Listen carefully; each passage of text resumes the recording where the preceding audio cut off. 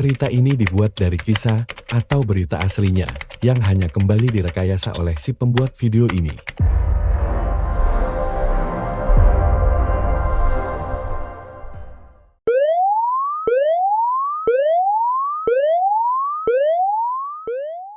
Desa Murung Kenanga, Kabupaten Banjar, Kalimantan Selatan, pagi itu tampak seperti biasa.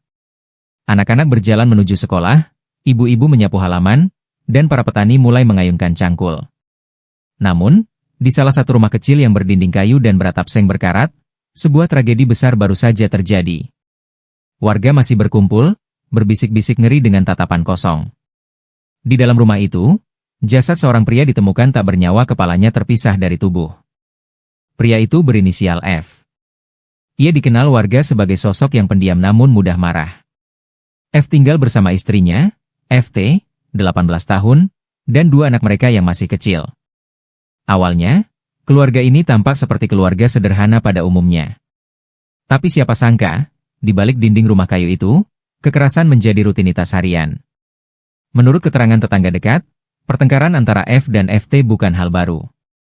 Tiap malam sering terdengar suara piring pecah, tangisan anak-anak, dan teriakan FT, ujar Bu Yanti, tetangga depan rumah. Kadang-kadang FT terlihat memar di wajah atau lengannya. Tapi waktu ditanya, dia selalu bilang jatuh. KDRT yang dialami FT selama bertahun-tahun akhirnya mencapai puncaknya malam sebelum kejadian. Saat itu, F baru pulang dari warung dalam keadaan mabuk berat. Ia marah-marah karena uang belanja yang diberikan dianggap tidak cukup. Seperti biasa, kemarahan Haris berujung pada pukulan. Namun malam itu berbeda. FT, yang sedang memeluk anak bungsunya, tak bisa lagi menahan amarah dan ketakutannya. Dia langsung ambil parang yang biasa dipakai suaminya ke kebun, kata salah satu kerabat. FT katanya udah gelap mata. Dia cuma mikir anak-anaknya harus selamat. Parang itu kemudian menebas leher F ketika ia tengah tertidur. FT sendiri kemudian menyerahkan diri ke kantor polisi sektor setempat sambil menangis histeris. Ia mengakui perbuatannya tanpa membela diri. Pihak kepolisian langsung mengamankan TKP dan membawa jasad F ke RSUD Ratu Zaleca Martapura untuk autopsi. Kapolres Banjar, AKBP Catur Satria, mengatakan bahwa FT dikenakan pasal pembunuhan namun dengan pertimbangan kekerasan dalam rumah tangga yang berat. Kita masih dalami kasusnya, termasuk trauma psikologis korban selama bertahun-tahun. Kami juga libatkan Dinas Sosial dan P2TP2A untuk mendampingi anak-anak, jelasnya. Masyarakat pun terbelah dalam menanggapi kasus ini. Ada yang mengutuk perbuatan FT karena dianggap terlalu kejam, ada pula yang justru merasa iba. Kalau saya sih, kasihan sama FT. Dia itu korban. Kalau dia nggak bertindak, bisa jadi dia atau anaknya yang mati duluan, ujar Pak Dodi, tokoh masyarakat desa. Sementara itu, kedua anak FT kini dititipkan ke keluarganya di desa sebelah, di bawah pengawasan Dinsos. Mereka masih belum sepenuhnya paham apa yang terjadi dengan kedua orang tuanya. Tragedi ini menjadi pengingat betapa seriusnya dampak dari kekerasan dalam rumah tangga. Banyak korban KDRT yang diam karena takut, malu, atau karena merasa tidak ada pilihan lain. Dan ketika akhirnya mereka melawan, hasilnya bisa sangat tragis. Hari itu suasana di Polres Banjar terasa lebih sunyi dari biasanya. Di salah satu ruang tahanan perempuan, FT duduk memeluk lututnya, mata sembab, tubuh gemetar. Sudah 2 hari berlalu sejak kejadian tragis yang membuatnya dijuluki istri pemenggal suami. Namun bagi FT, itu bukan sekadar peristiwa kriminal. Itu adalah akhir dari mimpi buruk bertahun-tahun yang tak pernah ia ceritakan dengan jujur kepada siapapun. Di balik wajahnya yang selama ini dikenal ramah dan kalem, FT menyimpan luka yang dalam. Sejak awal pernikahan, F bukanlah suami yang lembut. Hari-hari awal saja sudah dihiasi bentakan karena masakan kurang asin, atau karena FT dianggap terlalu banyak bicara. Perlahan, bentakan menjadi tamparan. Tamparan menjadi tendangan. Dan setelah FT melahirkan anak pertama mereka, Haris mulai berani menodongkan pisau dapur hanya karena anak menangis saat dia tidur siang. FT itu sering ke pasar pakai lengan panjang, padahal hari panas. Saya pikir cuma jaga aurat, kata Bu Erna, pedagang sayur di pasar Murung Kenanga. Tapi suatu kali, saya lihat luka ungu di lehernya. Seperti dicekik. Dia hanya tersenyum, bilang jatuh di dapur. Tahun demi tahun, FT menelan semua kekerasan itu. Ia tak punya pekerjaan tetap, hanya kadang membantu menjahit. F tak mengizinkannya bekerja. Ponsel pun tak diizinkan dimiliki. Keluarga FT sendiri tinggal jauh di desa lain dan tak tahu kondisi rumah tangganya secara penuh. Yang membuat kondisi makin rumit, F juga mulai melampiaskan kemarahan kepada anak-anak. Suatu hari, F pernah mengancam akan membuang anak sulung mereka ke sungai hanya karena anak itu menumpahkan air. FT harus menghalangi tubuh anaknya sambil menjerit dan memohon ampun. Saat itulah, benih kebencian FT benar-benar tumbuh. Ia tak lagi hanya merasa takut sebagai istri, ia merasa terancam sebagai ibu. Malam kejadian, F pulang larut, mabuk berat, dan marah karena uang gaji sudah dipakai untuk beli beras dan susu anak. Ia mengamuk, melempar piring, menendang pintu, dan menarik rambut FT. Anak-anak menangis di pojok ruangan. Setelah F tertidur, FT duduk lama di dapur. Di hadapannya, parang kebun menggantung di dinding. Kepalanya penuh bisikan, antara rasa sakit, dendam, dan ketakutan. Aku harus selamatkan anak-anakku. Kalau aku mati, siapa yang lindungi mereka? Begitu pengakuannya pada penyidik. Pukul 3 dini hari, FT masuk ke kamar, memandangi F, dan dalam hitungan detik, mengayunkan parang.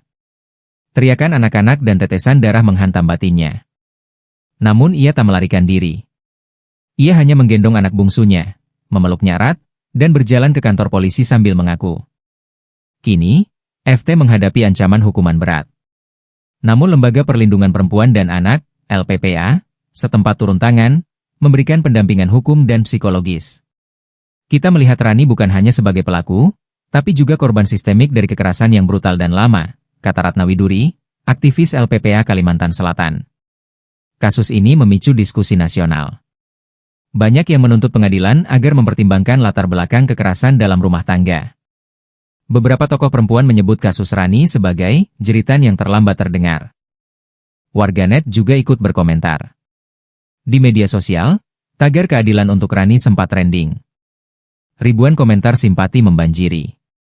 Dia bukan monster, dia ibu yang terluka, tulis seorang pengguna Twitter. Namun ada pula yang tetap memandang perbuatannya sebagai pembunuhan kejam. Sementara itu, dua anak FT masih berada dalam perlindungan dinas sosial, dijauhkan dari publik untuk menghindari trauma lanjutan. Mereka belum diberitahu detail bahwa ibunya kini ditahan karena membunuh ayah mereka.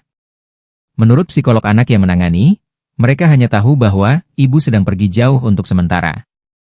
Tangisan FT setiap malam di balik jeruji bukan hanya karena rasa bersalah. Tapi karena ia tahu, dalam upayanya untuk menyelamatkan diri dan anak-anak, ia kehilangan segalanya kebebasan, masa depan, dan pelukan anak-anak yang ia lindungi dengan nyawa. Banjar, Kalimantan Selatan, seminggu sudah berlalu sejak tragedi mengenaskan yang membuat geger Indonesia. Seorang istri, FT, 18 tahun, memenggal suaminya, F, setelah bertahun-tahun mengalami kekerasan dalam rumah tangga. Namun kisah ini jauh dari selesai.